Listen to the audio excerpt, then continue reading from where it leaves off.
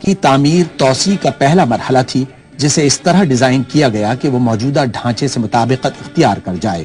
اس تعمیر کے نتیجے میں مسجد الحرام کا رقبہ 30,200 مربع میٹر سے بڑھا کر 1,52,000 مربع میٹر تک کیا جانا تھا۔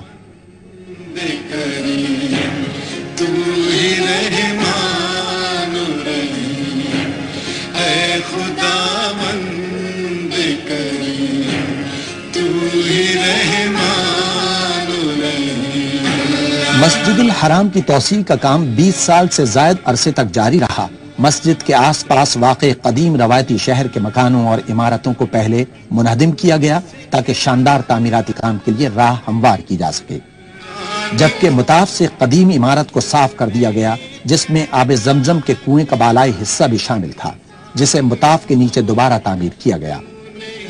عمارت کے ڈھانچے میں تبدیلی سے اس کی گنجائش ایک وقت میں 3,500 سے بڑھ کر 30,000 نمازیوں کے قریب ہو گئی۔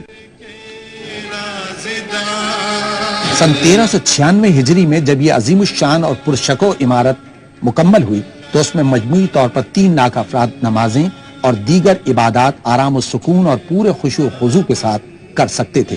لیکن پہلی سعودی توسیع کی تکمیل کے ساتھ ہی سعودی عرب اور مسلم دنیا میں بے پناہ معاشرتی تبدیلیوں کا آغاز بھی ہو گیا، جس کے نتیجے میں انگنت عازمین حج مکہ مکرمہ آنے لگے۔ یوں مسجد حرام اور شہر پر دباؤ میں بے پناہ اضافہ ہو گیا۔ ان تبدیلیوں سے عہدہ برا ہونے کے لیے سعودی حکومت نے مسجد الحرام کی سہولتوں میں اضافے کے پروگرام پر عمل درآمد کیا، جس میں مطاف کے راستے کے خالص اور سفید سنگ مرمر سے تبدیلی بھی شامل تھی۔ اس سنگ مرمر کی خوبی یہ ہے کہ اس کی بدولت شدید گرمی میں بھی پیر ٹھنڈے رہتے ہیں۔ سن 1406 ہجری میں خادم حرمین شریفین شاہ فہد بن عبدالعزیز السعود نے پہلی سعودی توسیع کے دوران تعمیر کی جانے والی چھت کی تزئین و آرائش کی ہدایت کی تاکہ مزید 84,000 نمازیوں کی گنجائش نکالی جا سکے۔ خادم حرمین شریفین نے مسجد الحرام کی عمارت کی حدود کے باہر 5 اسکیلیٹرز کے لیے اضافی عمارتوں کی تعمیر کا بھی حکم دیا۔ اس ڈھانچے کو، جن میں سے ہر ایک 375 مربع میٹر رقبے کا ہے، رش کے زمانے میں عام سیڑھیوں کے علاوہ چھت پر آنے جانے کے لیے اضافی سہولت کی فراہمی کے لیے تعمیر کیا گیا تھا۔ ان ایسکیلیٹرز کی تعمیر کا بنیادی مقصد خاص طور پر ضعیف افراد اور بچوں کو پہلی منزل اور چھت کے علاقوں تک آمد رفت کی سہولتیں فراہم کرنا تھا۔ سٹین لیس اسٹیل کے اسکیلیٹرز کی روایتی عرب طرز تعمیر کے مطابق تزئین و آرائش کی گئی، ان میں ہر گھنٹے 15,000 افراد کے اوپر آنے جانے کی گنجائش ہے۔ پہلی سعودی توسیع کے بعد کی جانے والی ان تبدیلیوں کے نتیجے میں مسجد الحرام کی گنجائش بڑھ کر 4 لاکھ افراد ہو گئی۔ جدید کمرشل فضائی ٹرانسپورٹ کے آغاز کے بعد حجاز مقدس آنے والے عازمین حج کی تعداد میں بے پناہ اضافے کے بعد ایک مرتبہ پھر بہترین منصوبہ بندی کی ضرورت محسوس کی گئی۔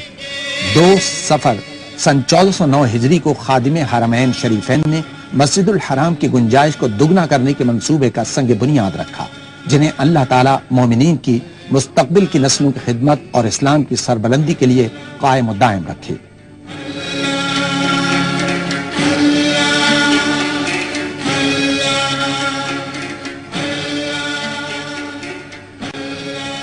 خادم حرمین شریفین کے توسیع منصوبے کے نتیجے میں تہخانوں، سطح زمین اور پہلی منزل کا رقبہ 76,000 مربع میٹر ہونا تھا، جس کے مطابق مسجد میں مزید 1,70,000 نمازیوں کی گنجائش ہو جاتی۔ مسجد الحرام کی توسیع کے منصوبے کا آغاز المسا کے علاقے سے ہوا، جو 86,800 مربع میٹر کے مجموعی رقبے کا احاطہ کرتا ہے۔ اس سے مسجد الحرام کمپلیکس کی گنجائش 3 لاکھ نمازیوں سے بڑھ کر 7 لاکھ ہو گئی ہے۔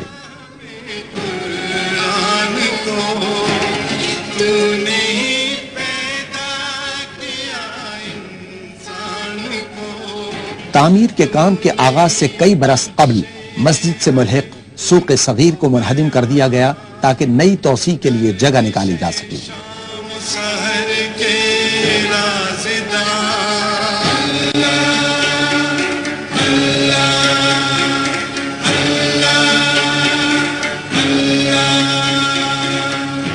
सन 1409 हिजरी में ये पूरा